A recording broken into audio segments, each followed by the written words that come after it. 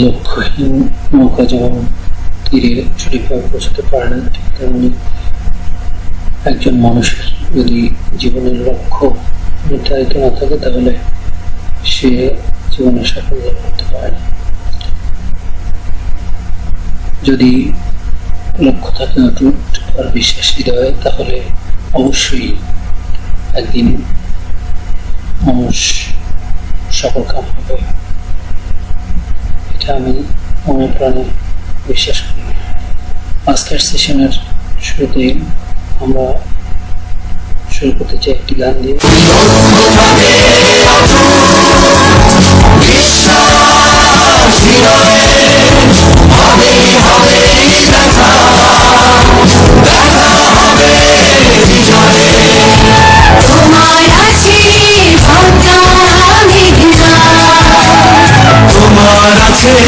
কর্ণফুলী যমুনা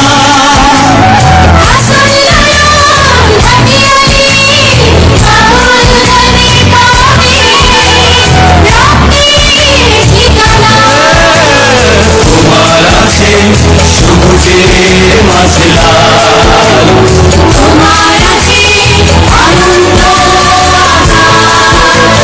সুকান্ত নজরুল জীবনানন্দে তুমি পাবে পাবে হৃদয়ে বিশ্বাস যদি থাকে বিশ্বাস হৃদয়ে হবে হবে দেখা হবে হৃদয়ে।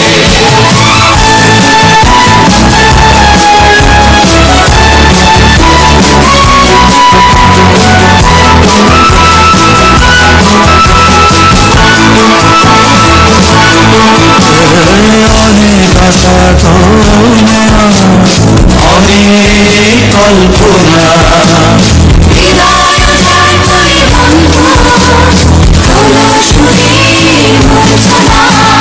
বলা ছেড়ে দাও বন্ধু, হৃদয় থেকে তুলে এক নদীয়ানো অনুভব যদি লক্ষ্য থাকে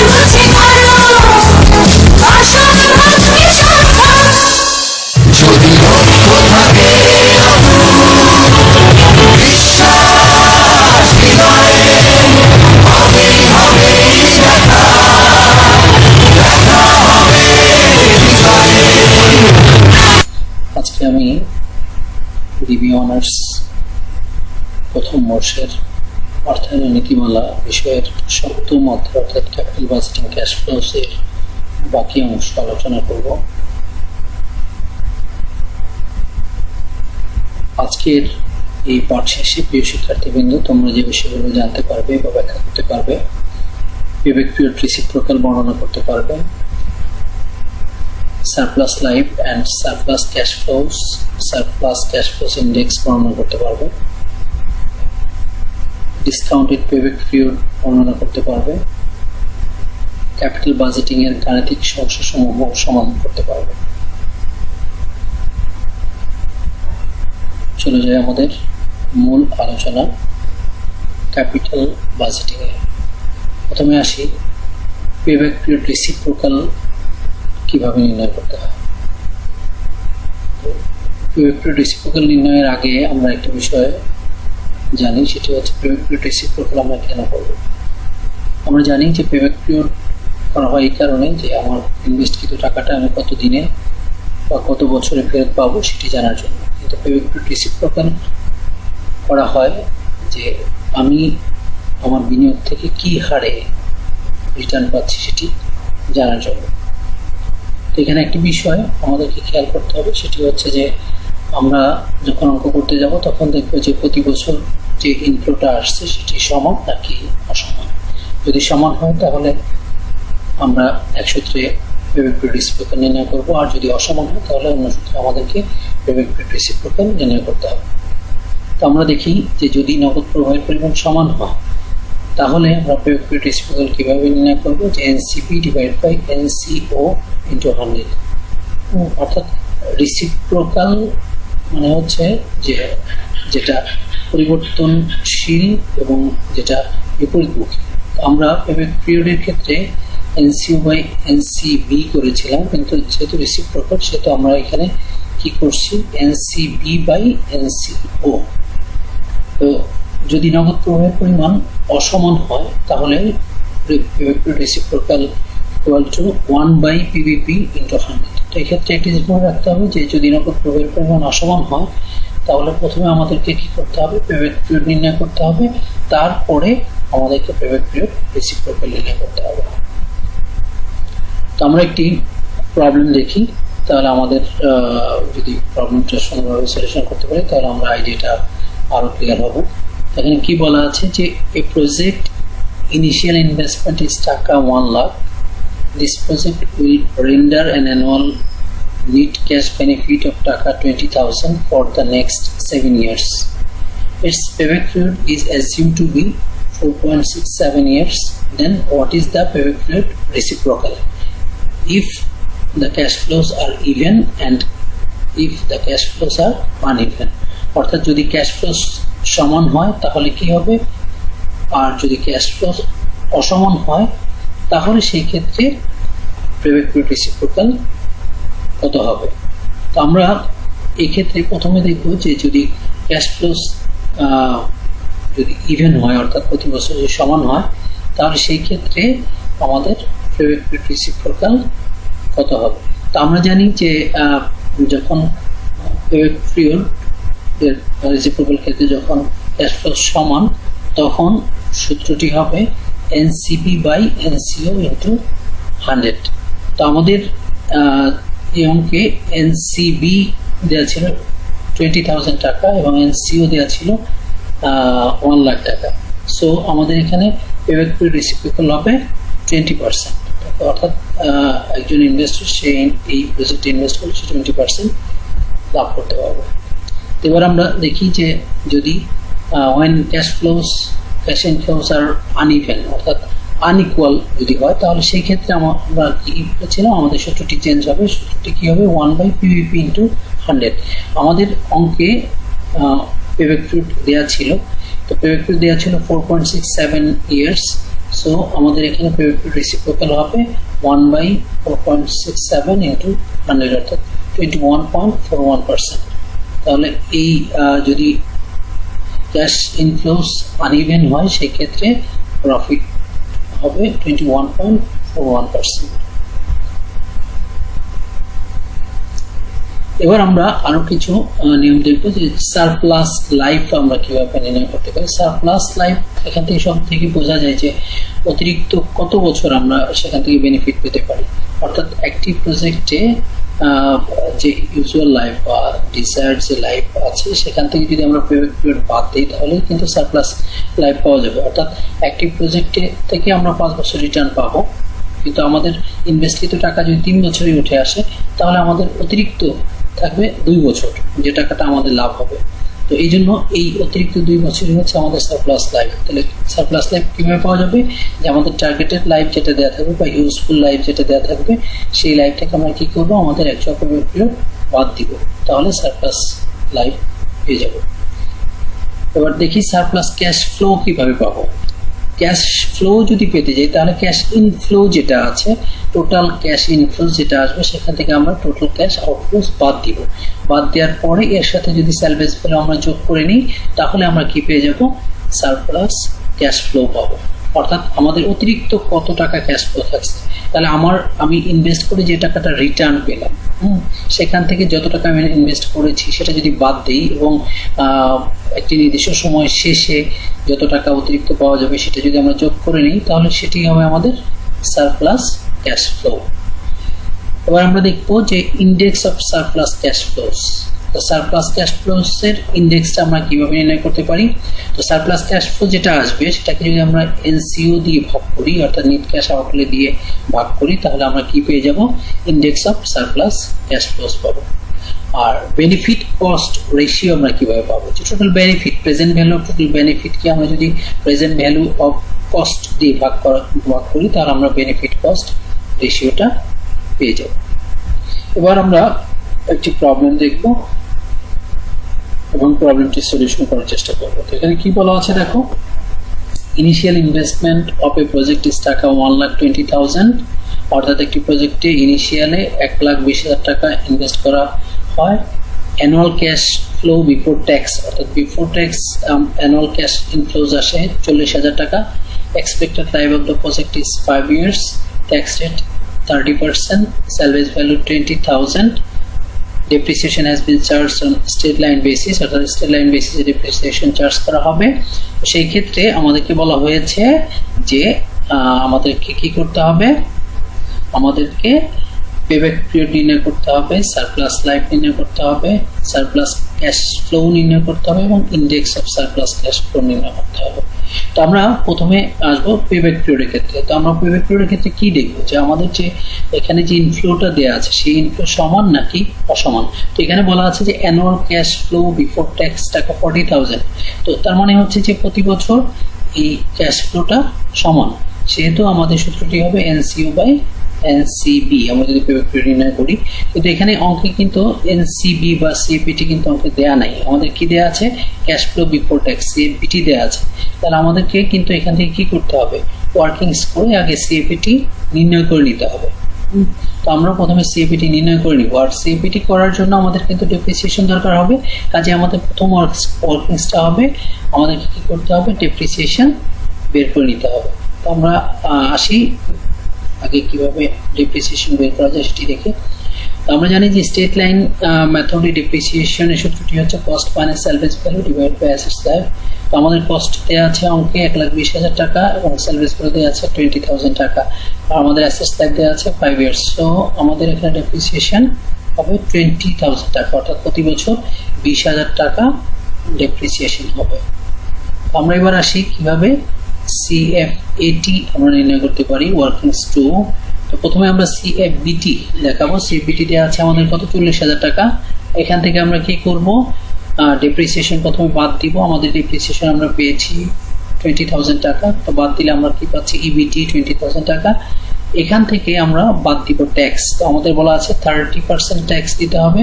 তো 30% ট্যাক্স দেবো কার উপরে, ইবিটির উপরে।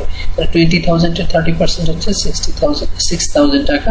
তাহলে 20,000 থেকে 6,000 বাদ দিলে আমরা কি পাচ্ছি, 14,000 টাকা। তো এটা হচ্ছে ইএটি, অর্থাৎ ইবিটি থেকে ট্যাক্স বাদ দিলে আমরা পাই ইএটি 14,000 টাকা।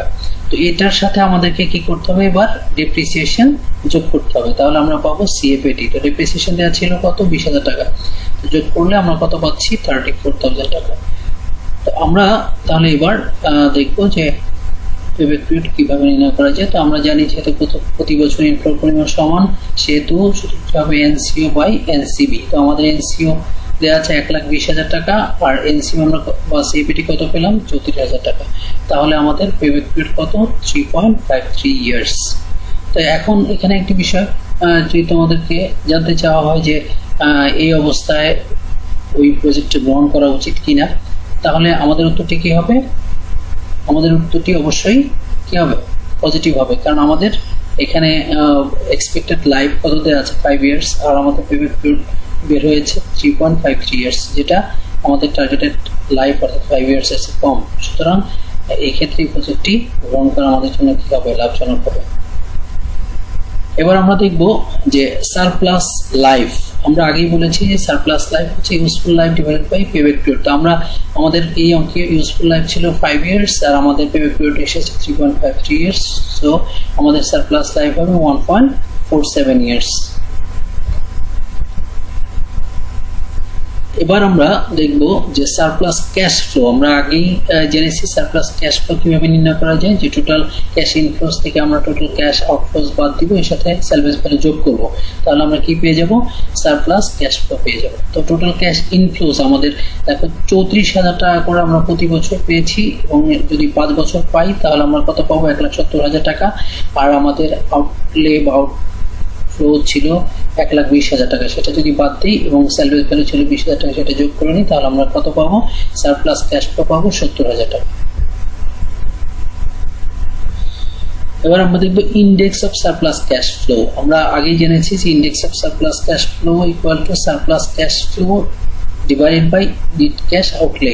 তাহলে সারপ্লাস ক্যাশ ফ্লো আমরা একটু আগে বের করেছি 70,000 টাকা, আর আমাদের নেট ক্যাশ আউটলে দেওয়া আছে 1,20,000 টাকা ইন্টু 100। তাহলে আমাদের এখানে index of surplus cash flow হবে 58.33%। এবার আমরা দেখব ডিসকাউন্টেড পেব্যাক পিরিয়ড।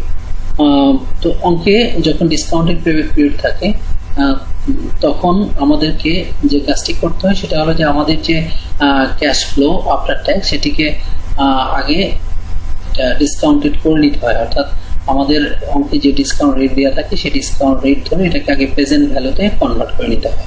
আর প্রেজেন্ট ভ্যালু কনভার্ট করার পরে আমাদেরকে এটাকে কিউমুলেটিভ প্রেজেন্ট ভ্যালুতে রূপান্তর করতে হয়। এরপরে আমাদের কি করতে হয়, আমাদের সূত্র অনুযায়ী ডিসকাউন্টেড পেব্যাক পিরিয়ড নির্ণয় করতে হয়। তো আমাদের প্রথম যে কাজ সেটা হচ্ছে যে অঙ্কে যে ক্যাশ ফ্লো দেওয়া আছে সেটিকে প্রথমে সিএফএটি করা এবং সিএফএটিকে প্রেজেন্ট ভ্যালুতে কনভার্ট করা, এবং এই ক্ষেত্রে অঙ্কে যে ডিসকাউন্ট রেট দেওয়া আছে সেই ডিসকাউন্ট রেট ধরে আমাদের কি করতে হবে, প্রেজেন্ট ভ্যালুতে কনভার্ট করতে হবে। তো আমরা সেই ক্ষেত্রে যদি আনইকুয়াল ক্যাশ ফ্লো দেওয়া থাকে তাহলে অবশ্যই আমরা কলাম করে তারপর আমরা এটাকে করবো। সেক্ষেত্রে প্রথমে ইয়ার দেখাবো, তারপর সিপিটি দেখাবো, এরপর present value interest factor at the rate of যত পার্সেন্ট যা থাকবে তত পার্সেন্ট দেখাবো। তো প্রেজেন্ট ভ্যালু ইন্টারেস্ট ফ্যাক্টর এটা আমাদের ফ্যাক্টরিয়াল টেবিলে আমরা বের করে নিতে পারবো, অথবা আমরা 1/1 plus r to the power n এভাবে ফার্স্ট ইয়ারের জন্য n 1 হবে, সেকেন্ড ইয়ারের জন্য 2 হবে, এভাবে আমরা কি করতে পারবো, আমরা প্রেজেন্ট ভ্যালু ইন্টারেস্ট ফ্যাক্টরগুলো বের করে নিতে পারবো।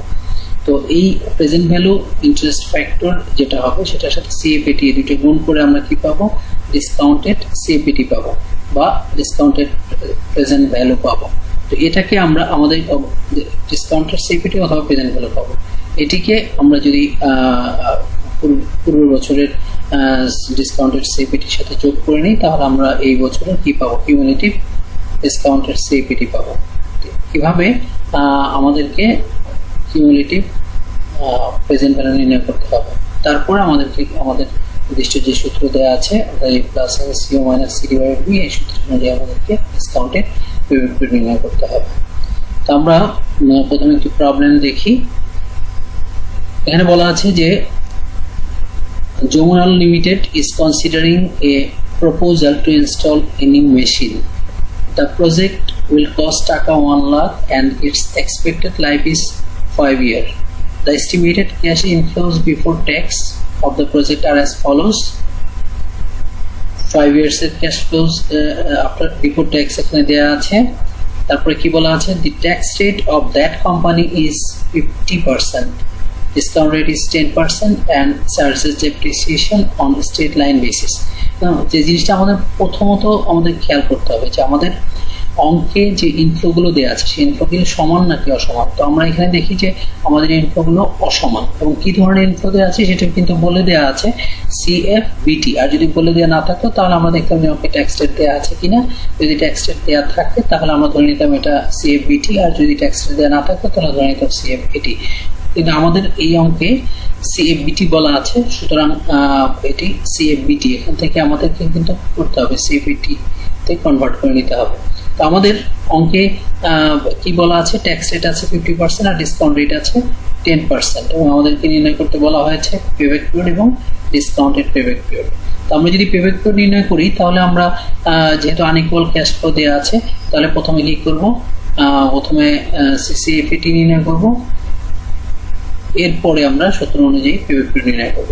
আর ডিসকাউন্টেড পেব্যাক পিরিয়ডের ক্ষেত্রে আমাদের কি করতে হবে, আমাদেরকে সিএফবিটি কে সিএফএটি তে কনভার্ট করে সিএফএটি কে ডিসকাউন্ট ফ্যাক্টর দিয়ে গুণ করে ডিসকাউন্টেড সিএফএটি নির্ণয় করতে হবে বা প্রেজেন্ট ভ্যালু নির্ণয় করতে হবে, এবং একে কিউমুলেটিভ করে কিউমুলেটিভ প্রেজেন্ট ভ্যালু নির্ণয় করতে হবে। তারপর আমরা আবার একইভাবে ডিসকাউন্টেড পেব্যাক পিরিয়ড একই সূত্রে নির্ণয় করব।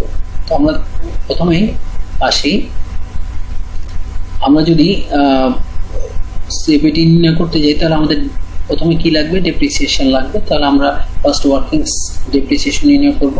আমরা জানি যে স্টেট লাইন ডেপ্রিসিয়েশন মেথডটি হচ্ছে cost minus service value divide by assets life. তো আমাদের কস্ট দেওয়া আছে 1 লাখ টাকা, এখানে কোনো সার্ভিস ভ্যালু দেওয়া নেই, এবং অ্যাসেটস লাইফ দেওয়া আছে 5 ইয়ার্স। সো আমাদের ডেপ্রিসিয়েশনের পরিমাণ হচ্ছে 20,000 টাকা।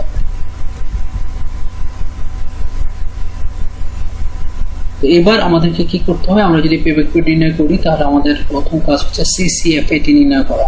তো অঙ্কে যেহেতু আমাদের CFBT দেওয়া আছে তাহলে আমাদেরকে কি করতে হবে, আগে CFAT করে তারপর এটাকে CCFAT তে কনভার্ট করতে হবে। তো আমরা প্রথমে দেখি যে আমাদের CFBT দেওয়া ছিল ফার্স্ট ইয়ারে 25,000 টাকা, আর আমরা জানি ডেপ্রিসিয়েশন আমরা কত পেয়েছি, 20,000 টাকা। তো প্রতি বছরই আমরা ডেপ্রিসিয়েশন 20,000 টাকা করে দেখাবো। আর আমরা প্রতি বছরের CFBT যেটা দেওয়া আছে ফার্স্ট ইয়ারে 25,000, সেকেন্ড ইয়ারে 30,000, 35,000, থার্ড ইয়ারে 40,000 আর ফিফথ ইয়ারে আছে 45,000। এগুলো দেখানোর পর আমরা ডেপ্রিসিয়েশন দেখাবো। এরপর আমরা EBT দেখাবো। তো EBT কিভাবে পাবো, CFBT থেকে ডেপ্রিসিয়েশন বাদ দেবো, তাহলে EBT পাবো। তাহলে 25,000 টাকা থেকে যদি 20,000 টাকা বাদ দেওয়া যায় আমরা কত পাবো, আমরা 5,000 টাকা পাবো। তো এই টাকার উপরে আমার কি করতে হবে, ট্যাক্স ধরতে হবে। ট্যাক্স কত পার্সেন্ট দেওয়া আছে আমাদের অঙ্কে, 50%। তো এই 50% যদি আমরা 5,000 টাকার উপর ট্যাক্স ধরি তাহলে কত পাই, 2500 টাকা। তাহলে EBT থেকে যদি ট্যাক্স বাদ দিই তাহলে আমরা কি পাবো, EAT পাবো। তাহলে 5,000 টাকা থেকে 2,500 টাকা বাদ দিলে কত পাবো, 2,500 টাকা। এখন এই EATর সাথে আবার কি করতে হবে, আবার আমাদেরকে ডেপ্রিসিয়েশন যোগ করতে হবে। তাহলে আমরা কি পাবো, CFAT পাবো। 2500 টাকার সাথে 20,000 যোগ করলে 22,500 টাকা, এটা হচ্ছে CFAT। আর প্রথম বছরের আগে যেহেতু কোনো CFAT ছিল না সেহেতু এটি হবে CCFAT। আবার দ্বিতীয় বছরে একইভাবে 30,000 টাকা আমার CFBT, এখান থেকে ডেপ্রিসিয়েশন বাদ দিব 20,000 টাকা, তাহলে পাবো EBT 10,000 টাকা। এই 10,000 টাকার উপরে আমরা ট্যাক্স 50% বাদ দিব 5,000 টাকা, তাহলে আমরা EAT পাবো 5,000 টাকা। এই EATর সাথে আবার ডেপ্রিসিয়েশন 20,000 টাকা যোগ করলে আমরা 25,000 টাকা। তাহলে প্রথম বছরের যে CCFAT ছিল 22,500 টাকা। এই 22,500 টাকার সাথে আমরা কি করব, এই সেকেন্ড ইয়ারের যে CFAT সেটা যোগ করব। যোগ করলেই আমরা কি পাবো, সেকেন্ড ইয়ারের CCFAT পাবো। তাহলে 22,500 যোগ হচ্ছে 25,000, তাহলে আমরা পাবো 47,500। তো এইভাবে আমরা বিভিন্ন ইয়ারের 5th ইয়ার পর্যন্ত CCFAT নির্ণয় করব। এবার আমাদেরকে কি করতে হবে, সূত্র অনুযায়ী আমাদেরকে আরেকটি বিষয়, আমরা যদি ডিসকাউন্টেড পেব্যাক পিরিয়ড করতে চাই তাহলে কিন্তু আমাদেরকে আরেকটা ওয়ার্কিংস করে নিতে হবে, সেটা হচ্ছে যে কিউমুলেটিভ প্রেজেন্ট ভ্যালু আমাদেরকে নির্ণয় করতে হবে যদি আমরা ডিসকাউন্টেড পেব্যাক পিরিয়ড করতে যাই। তো আমরা আমার মনে হয় নরমাল পেব্যাক পিরিয়ডটা আমরা আগে বুঝি, তারপর ডিসকাউন্টেড পেব্যাক পিরিয়ডটা দেখবো। তো আমাদের দেখো যে সূত্রটা কি ছিল, A plus NCO minus C divide by D।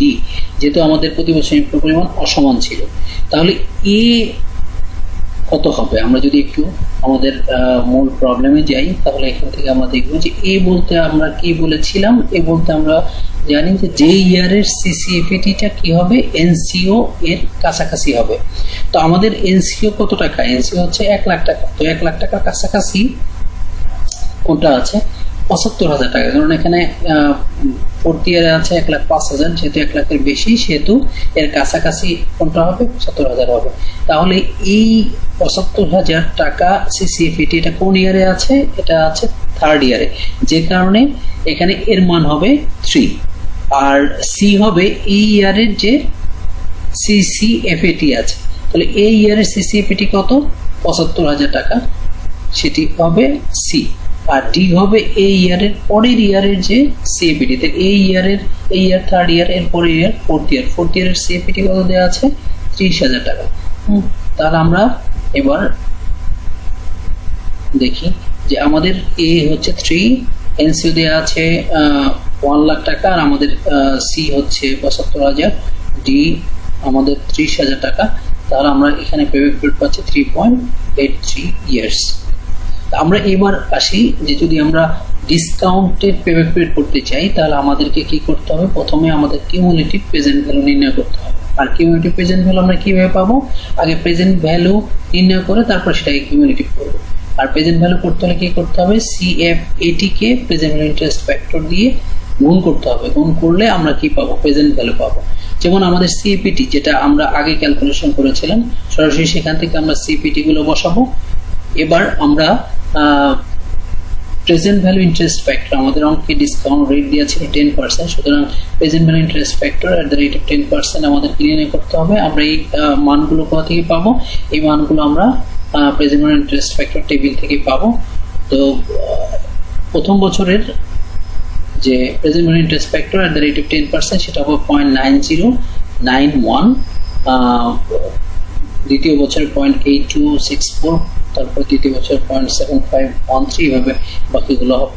তো আমরা কিভাবে প্রেজেন্ট ভ্যালু পাবো? তো সিএফ এটিকে যদি প্রেজেন্ট ভ্যালু ইন্টারেস্ট ফ্যাক্টর এটা দিয়ে গুণ করা যায় তাহলে আমরা কি পাবো? প্রেজেন্ট ভ্যালু পাবো। তাহলে 22,500 কে যদি 0.9091 দিয়ে গুণ করা যায় তাহলে আমরা কি পাই? 20,445। আর প্রথম বছরে যেহেতু এর আগে কোনো প্রেজেন্ট ভ্যালু ছিল না, সুতরাং এটি হবে কিউমুলেটিভ প্রেজেন্ট ভ্যালু।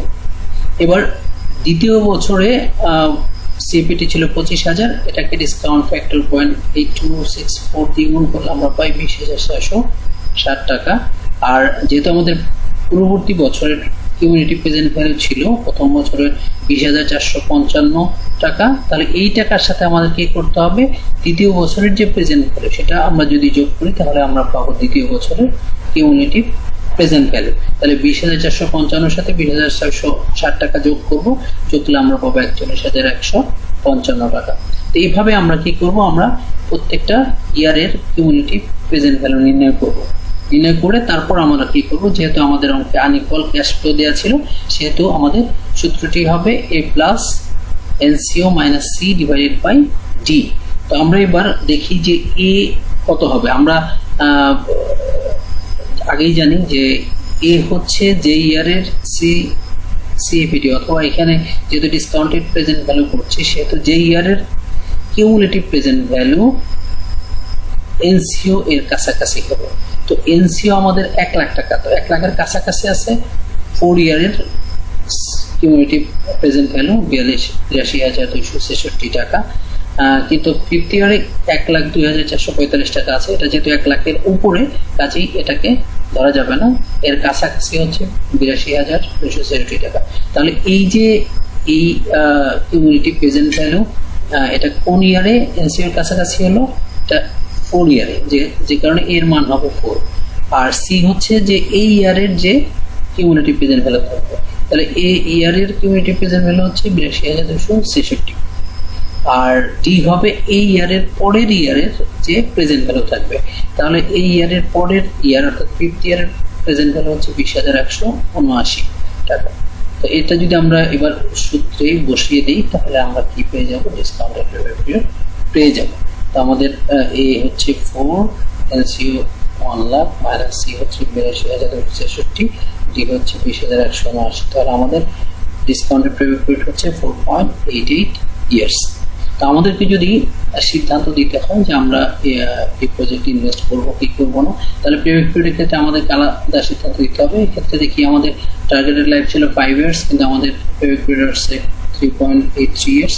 যেহেতু পেব্যাক পিরিয়ড টার্গেটেড লাইফের চেয়ে কম সেহেতু অবশ্যই এই প্রজেক্টে আমরা কি করবো? বিনিয়োগ করবো। অন্যদিকে ডিসকাউন্টেড পেব্যাক পিরিয়ডের ক্ষেত্রেও আমাদের টার্গেটেড লাইফ ছিল 5 ইয়ার্স, কিন্তু আমাদের পেব্যাক পিরিয়ড ঠিক 5 ইয়ার্সের নিচে কাছাকাছি যদিও, তারপর আমরা এই প্রজেক্টটি গ্রহণ করব।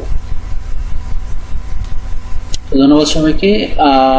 তোমাদের জন্য সবার হোমওয়ার্ক থাকবে, বাসায় সবাই হোমওয়ার্ক ভালোভাবে রেডি করবে। যদি কোনো সমস্যা হয় অবশ্যই আমাকে জানাবে। আর অবশ্যই সবাই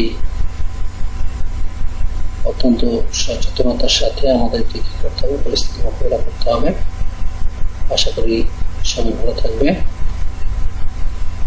আল্লাহ হাফেজ।